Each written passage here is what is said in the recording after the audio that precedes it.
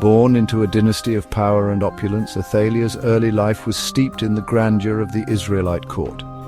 The palace, with its grand halls and opulent throne rooms, was a world of luxury and influence. Every corner of the palace whispered tales of power, ambition, and the divine right to rule. Athaliah, from a tender age, was surrounded by the symbols of authority and the echoes of her ancestors' legacies. She was the daughter of King Ahab and Queen Jezebel, infamous rulers who incurred the wrath of Yahweh with their idolatry. Ahab, a king known for his military prowess and political acumen, and Jezebel, a queen whose name became synonymous with cunning and ruthlessness, were her parents. Their reign was marked by a fervent devotion to the god Baal, which brought them into direct conflict with the prophets of Yahweh. Jezebel, a fierce and ambitious woman, instilled in her daughter a thirst for power and a disregard for the traditional God of Israel. She was a woman who defied the norms of her time, wielding power with an iron fist and a sharp mind. Jezebel's influence on Athaliah was profound, teaching her that power was not just inherited but seized and maintained through strength and cunning. Athaliah witnessed her mother's ruthless tactics, her unwavering ambition, and her zealous devotion to Baal. She saw firsthand how Jezebel used religion as a means to an end, manipulating the beliefs of the people to consolidate her power. The rituals, the sacrifices, and the fervent worship of Baal were all tools in Jezebel's arsenal, and Athaliah learned to wield them with equal fervor. These experiences would shape her destiny and set her on a collision course with fate. The lessons of her youth, the example set by her parents, and the turbulent times in which she lived all combined to forge a path that would lead her to power and infamy. Athaliah's destiny was not just a matter of birthright, but of the choices she made and the actions she took. From a young age, Athaliah learned the art of manipulation and the intoxicating allure of power. She was tutored in the ways of the court, learning the delicate balance of diplomacy and force. Her mentors, handpicked by her mother, were masters of strategy and intrigue, and they imparted their knowledge to her with the expectation that she would one day use it to her advantage. She observed the inner workings of the royal court, witnessing firsthand the machinations and betrayals that often accompanied political life. The court was a place of constant maneuvering, where alliances were forged and broken, and where trust was a rare commodity. Athaliah learned to navigate this treacherous landscape with skill and precision, always keeping her ultimate goals in sight. Religion, in Athaliah's eyes, was not a matter of faith but a tool to control and manipulate. She saw how her mother used the worship of Baal to command loyalty and obedience, and she understood the power that came from being seen as a divine intermediary. For Athaliah, the gods were not distant beings to be revered, but instruments to be used in the pursuit of power. Just as her mother had used Baal worship to solidify her power, Athaliah would later attempt to do the same in Judah. Her ambition knew no bounds, and she was determined to carve out her own legacy, one that would be remembered for generations. In the end, Athaliah's story is one of ambition, power, and the lengths to which one will go to achieve their desires. To cement political ties and secure his southern border, King Ahab offered his daughter's hand in marriage to Jehoram, the crown prince of Judah. This union was more than just a merging of two royal lines. It was a clash of cultures and faiths. Athaliah, steeped in the worship of Baal, arrived in Jerusalem, a city devoted to Yahweh.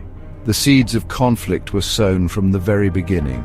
Jehoram, unlike his father Jehoshaphat, proved susceptible to Athaliah's influence. He allowed her to introduce the worship of Baal into the royal court. This intermingling of faiths angered Yahweh and sowed discontent among the people of Judah.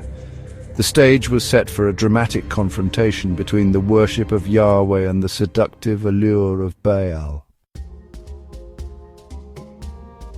Jehoram, under Athaliah's sway, distanced himself from the worship of Yahweh, a decision that would have far-reaching consequences for his kingdom. Athaliah, the daughter of Ahab and Jezebel, brought with her the influence of her parents' idolatrous practices. Embracing the ways of his wife and her parents, Jehoram began to adopt their customs and beliefs, forsaking the traditions of his ancestors. The once sacred halls of the palace now echoed with the rituals of foreign gods. He erected altars to Baal, much to the dismay of the prophets and priests who remained faithful to the God of Israel. These altars, adorned with stone idols, stood as a stark contrast to the worship of Yahweh.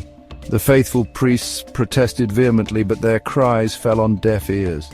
The prophet Elijah, a staunch critic of Ahab and Jezebel, condemned Jehoram's actions, predicting doom and destruction upon the house of David. His words were a chilling reminder of the consequences of turning away from Yahweh. Rebellion brewed within Judah as the people grew increasingly discontent with their king's decisions. Edom, a vassal state, revolted against Jehoram's rule. The rebellion was fierce and the battles were brutal. The once loyal subjects of Judah now saw an opportunity to break free from Jehoram's weakening grip. The Philistines and Arabians, sensing weakness, raided Judean territory. These raids brought devastation and fear as the invaders plundered villages and cities, leaving destruction in their wake. Disease plagued the land, and whispers of Yahweh's displeasure spread like wildfire. The people, already suffering from the chaos of war, now faced the added burden of illness. Many believed that these afflictions were a direct result of Jehoram's abandonment of Yahweh. Jehoram's reign, once full of promise, descended into chaos and bloodshed. The royal court, once a symbol of stability and power, was now a place of intrigue and betrayal. Advisors and nobles plotted against each other, seeking to gain favor in a crumbling kingdom. He had turned his back on the God of his fathers, and now it seemed the God of his fathers had turned his back on him. Jehoram stood alone, a king without a kingdom, a ruler without the favor of his people or his God. His legacy would be one of sorrow and regret, a cautionary tale for those who would follow in his footsteps. After years of turmoil and bloodshed, Jehoram met an agonizing end. His death a gruesome fulfillment of Elijah's prophecy. Ahaziah, Jehoram's youngest son, ascended to the throne. Young and inexperienced, Ahaziah fell under the influence of his mother, Athaliah. He continued his father's policies, further alienating the people of Judah and provoking the wrath of Yahweh. Ahaziah's reign was short-lived. He joined forces with his uncle Joram, king of Israel, in a disastrous military campaign against Hazael, the king of Aram. Jehu, a ruthless military commander, ambushed and killed Joram. Ahaziah, caught in the crossfire, fled for his life but was mortally wounded. He died shortly after, his reign cut tragically short. The death of Ahaziah created a power vacuum in Judah. The kingdom was left vulnerable, its leadership in disarray, and its people uncertain of their future. The once stable monarchy was now teetering on the brink of chaos, and the throne was ripe for the taking. Athaliah, ruthless and ambitious, saw an opportunity to seize control. She was not content to merely be a figurehead or a grieving widow. Her eyes were set on the throne, and she was willing to do whatever it took to claim it. Her ambition knew no bounds, and her determination was unyielding. She would not be relegated to the shadows as a grieving queen mother. Athaliah had always been a woman of action, not one to sit idly by while others made decisions. She believed that her destiny was to rule, and she would not let anyone stand in her way. Her resolve was as strong as steel, and her heart as cold as ice. She would rule in her own right, even if it meant spilling the blood of her own kin. The throne was her birthright, and she would claim it by any means necessary. Her actions were ruthless, but in her mind they were justified. She believed that only she had the strength and vision to lead Judah through these turbulent times. With a cold heart and an iron fist, Athaliah ordered the execution of all potential heirs to the throne, her own grandchildren included. Her orders were carried out with brutal efficiency, and the royal family was decimated. The blood of the innocent stained her hands, but she felt no remorse. In her eyes it was a necessary sacrifice for the greater good. No one, not even innocent children, would stand in her way. The cries of the young and the pleas of the innocent fell on deaf ears. Athaliah's heart had hardened, and her resolve was unbreakable.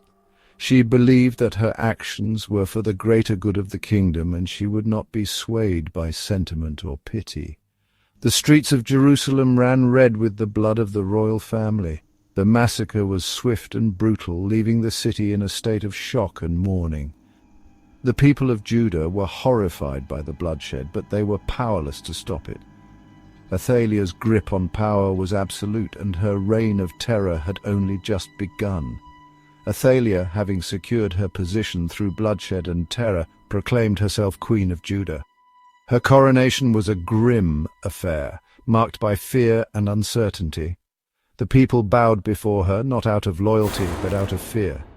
They knew that defiance would be met with swift and deadly retribution. The unthinkable had happened. A daughter of Ahab, a worshipper of Baal, sat upon the throne of David. Her ascension marked a dark chapter in the history of Judah, one that would be remembered for generations.